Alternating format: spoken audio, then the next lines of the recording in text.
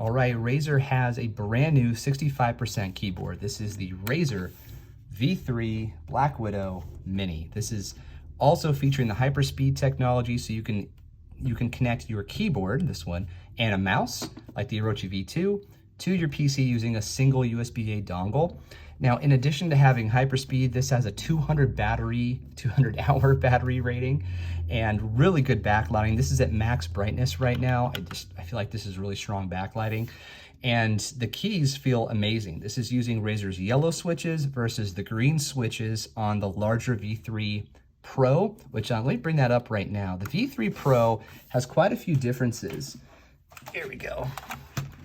And in my opinion, the biggest difference is it's not just the fact that the number pad isn't on the Mini. I mean, that's obvious, but the biggest difference is the battery life. The battery life on the V3 Pro it's like a day and a half, so I would charge it overnight every night that I was using it, especially if you're gonna use the backlighting. And the battery life to be 200 hours on the Mini is really awesome. Now, also listen to the key difference. The V3 Pro uses Razer's green switches, whereas the Mini uses Razer's yellow switches. So check this out. You hear that? This is sharp, this is dull. Now, I feel like the keys require the same amount of pressure to actuate the switches. Travel feels about the same, if not identical. The big difference, though, is that sound. So if you're someone who doesn't love the clicky sound, you want something more muted, and you don't need all this stuff, then it makes sense to take a look at the Mini. Now, the Mini is not super cheap. It's 160 bucks, but you're getting a high quality keyboard. And I can't stress that enough when I say high quality. I mean, this is made out of aluminum on the chassis and then plastic ABS keys, on the top. And there's other hints of ABS around this as well, like the kickstand.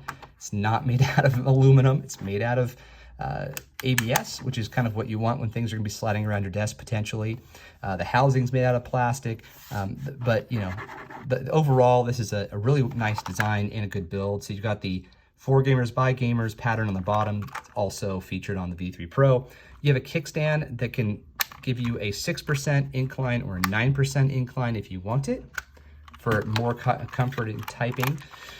Around the top, you have a switch for moving from Bluetooth to 2.4 gigahertz mode. I mentioned the Hyperspeed. Again, you can connect this to your PC using a single USB-A port, along with your mouse, for example, if it's a Razer Hyperspeed compatible mouse like the Orochi 2, or you can go to Bluetooth, so you can connect it to two different devices. And then you also have a USB-C port for charging, or just to connect it directly to the PC.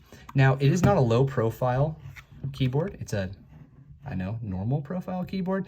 So that's something to keep in mind. If you, like for me personally, I prefer a low profile keyboard. It's just more comfortable for my wrists. I do have some carpal tunnel issues, but I can usually roll with something like this for, a couple of days before I start to get some pain. And then I just switch back and forth, which might sound a little bit tedious, but I also test a lot of keyboards, and I've got to do them justice, do the test justice.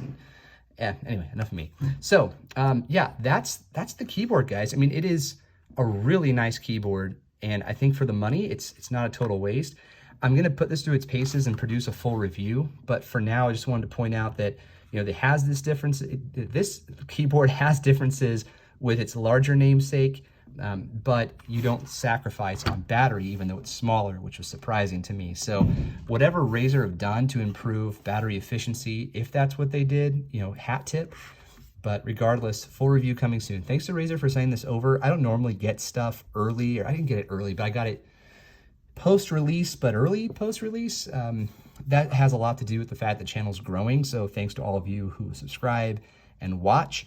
I don't do this for money. I do it for fun, but I do make a couple bucks a month, which is pretty fun. I could buy a coffee. So thank you for being a part of that community. It really means a lot, and I will get a full review out soon. Cheers.